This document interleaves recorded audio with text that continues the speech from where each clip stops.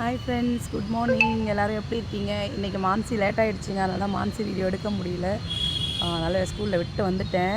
நான் வழக்கமாக வர பார்க்குக்கு வந்திருக்கீங்க பாருங்கள், ஆலமரத்துக்கு கீழே தான் உட்காந்துட்ருக்கேன். அப்புறம் இன்னொரு விஷயங்க, இப்போ பரபரப்பாக இன்ஸ்டா திறந்தாலே அந்த தம்பி 15 வயசு பையன் அன்பு செல்வம் அப்படிங்கிற அந்த தம்பியோடைய இதுதான் பேசிகிட்ருக்கீங்க. அவன் ப்ரமோட் பண்ணி ஏமாற்றிட்டான், ஒர்க் ஃப்ரம் ஹோம் ஜாப் அப்படின்னு சொல்லிட்டு.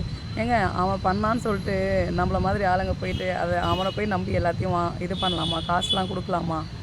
இந்த மாதிரி அவன் இல்லைங்க, யார் இந்த மாதிரி ப்ரொமோட் பண்ணாலும், எந்த ஆப்பில் எத்தனை கோடி கொட்டுதுன்னு சொன்னாலும் தயவு செஞ்சு நம்பி போகாதீங்க.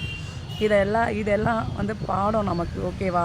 ஸோ தயவு செஞ்சு நம்ம உழைப்பை மட்டும் நம்பினா போதும்னு நான் நினைக்கிறேன். ஸோ தயவு செஞ்சு இந்த ஆப்பில் இவ்வளோ சம்பாதிக்கலாம், அந்த ஆப்பில் இவ்வளோ சம்பாதிக்கலாம் வேண்டாங்க.